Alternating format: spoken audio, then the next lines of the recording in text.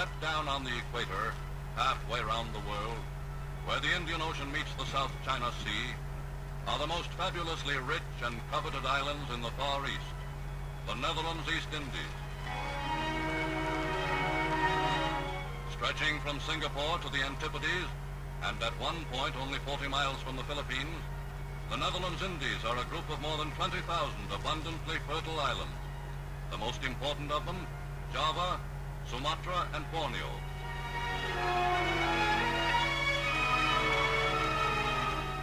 Today, the people of the Dutch East Indies are making ready to resist invasion, for they know that with their motherland a conquered state of Nazi Germany, their islands now are likely spoils of conquest.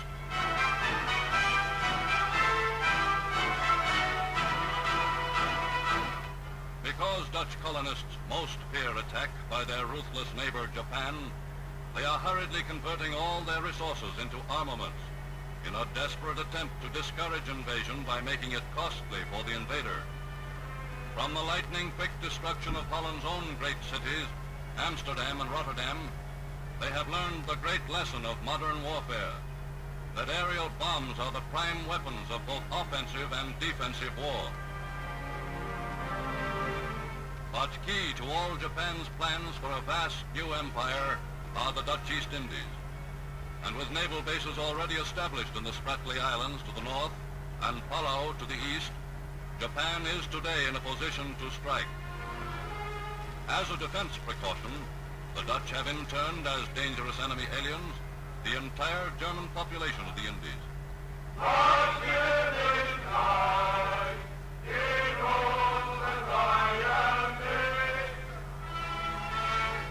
Source of moral encouragement and financial support to the people of the Indies has been London, where Holland's well-loved queen, 60-year-old Wilhelmina, fled for refuge.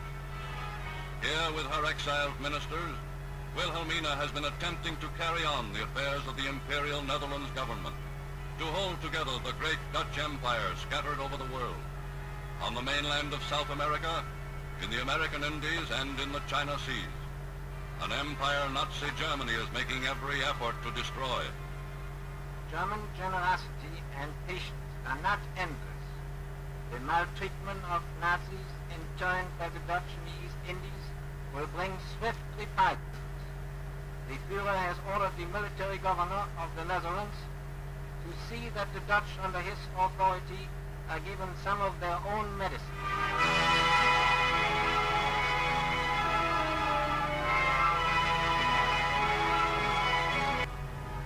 Of all the races inhabiting the Dutch Indies, best known to the world at large are the well-publicized and highly cultured people of Bali. Less spectacular, other inhabitants of the islands include 137 different racial strains.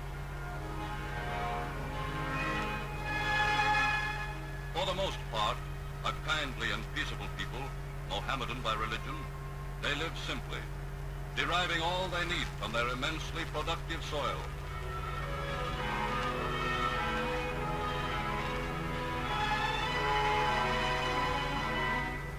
Intelligent, skillful, and moderately industrious, they make the utmost use of the products and resources they find around them.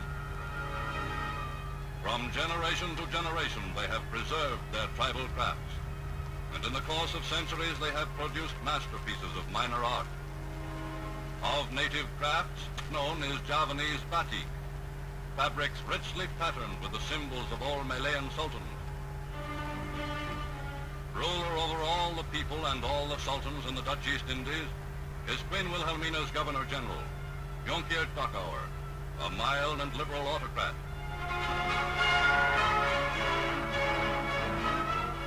Under him is the Volksraad, a sort of colonial parliament, half native and half Dutch, which has slight legislative powers, but serves as a forum where native deputies may air their views and know that they have at least a voice in their own government. Partial secret of the Dutch reputation as the world's most efficient colonizers is their ability to treat the natives not as subjects, but as citizens of the empire.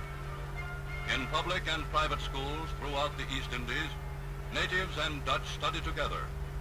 are equally encouraged to become proficient in those fields which will best fit them to serve in the future development of the colonies.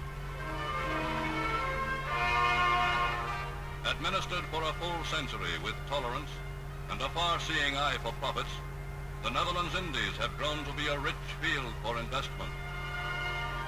And the trade of the Indies has not only brought wealth to the Dutch people, but it has made one of the tiniest nations of Europe an important and respected world power. None have known better than the Dutch how to make productive use of the natural riches in which the Indies abound. No tobacco is more in demand than the delicate Sumatra, painstakingly cultivated to produce a large, fine leaf, which brings top prices in world markets as a wrapper for choice cigars. Scattered over the islands are thousands of acres of sisal, a tough fibrous tropical plant.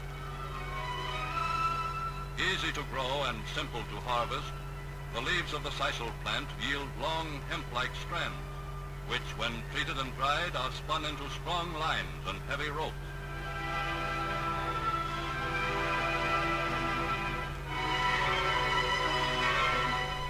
As tea planters, the Dutch colonists have been as successful as any in the East, and from the slopes of Java's volcanoes comes a delicate and fragrant leaf, which has done much to improve the blend of all Dutch tea.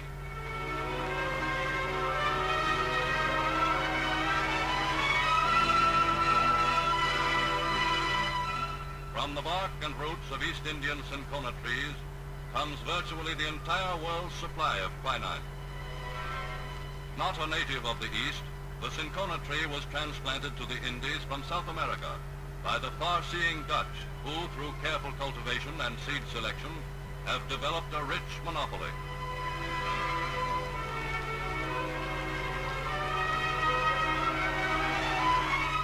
Of all the raw materials of modern industry and modern warfare, few are more essential than tin.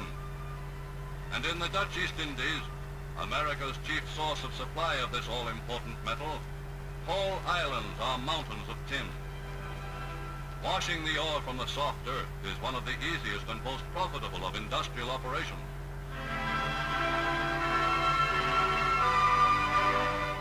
But even more vital to the nations of the world is another product of the East Indies, rubber.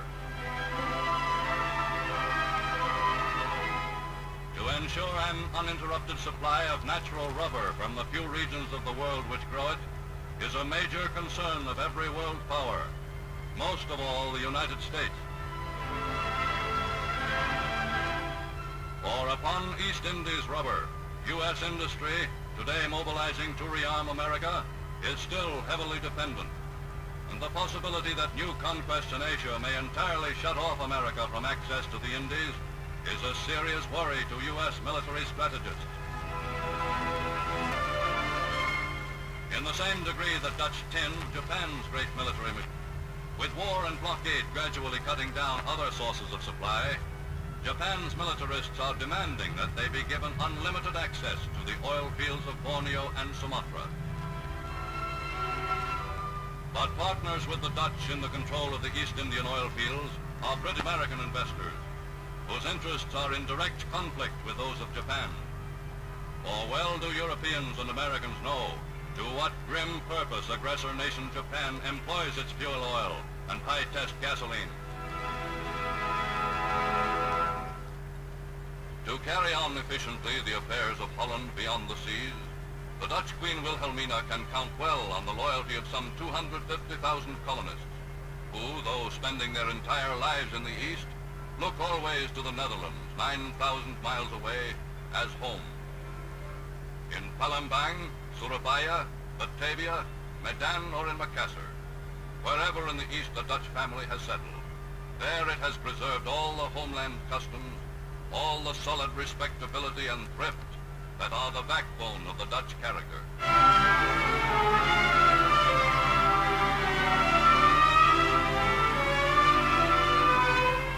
Into the quiet life of the Netherlands East Indies, early in May 1940, came a message, a group of 3 code words, bringing to a sudden end the peace and security of the Dutch colonists.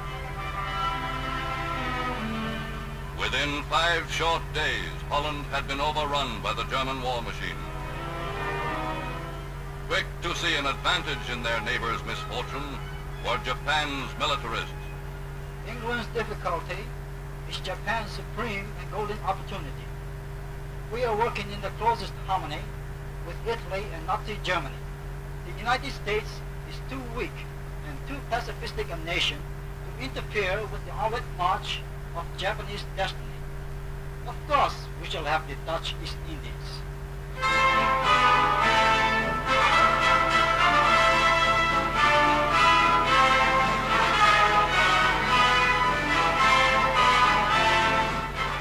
As the people of the Netherlands Indies faced the gravest danger in the history of their empire, native sultans with ceremony and ritual reaffirmed their loyalty to the Dutch crown and the royal House of Orange.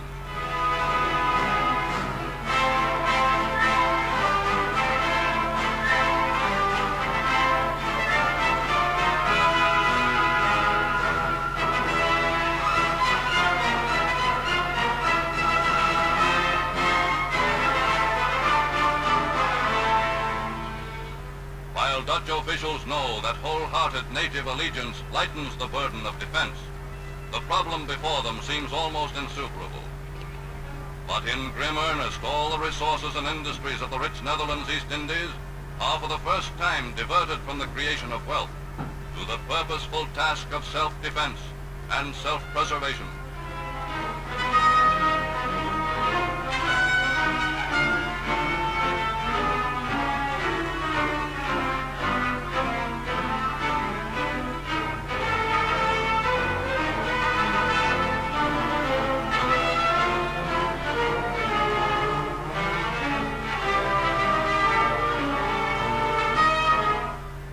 Upon the full capacity of every plant, factory and shop, the colony of a nation which for decades had staked its national security upon its traditional neutrality and the might of friendly British sea power, faces the fact in 1940 that it must be prepared to fight alone for its own existence against an alliance of 3 great military dictatorships.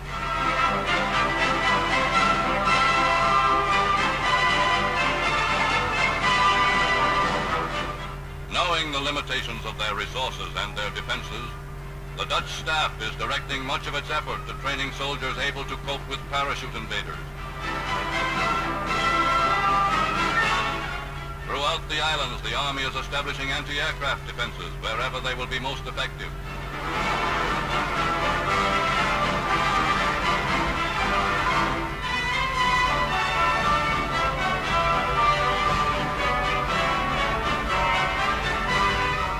At Naval Headquarters near Surabaya, staff officers are confident of being able to give good account of themselves in the shallow and treacherous waters of the Malayan archipelago, waters with which Dutch naval men have long been familiar.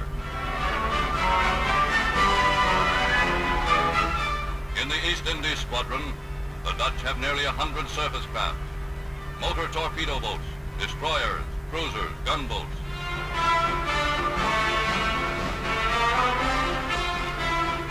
At the Surabaya Naval Base are more than 5,000 trained sailors and marines, some of them veterans of Germany's invasion of the Netherlands.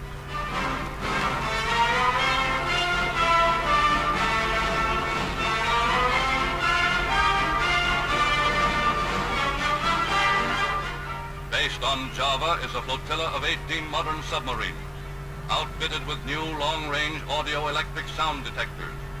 And from the Straits of Malacca to the Celebes Sea, the waters of every navigable channel have been thickly mined. Attached to the Navy are 60 German-made Dornier flying boats, capable of scouting, bombing, and mine-laying operations over a 1,000-mile radius.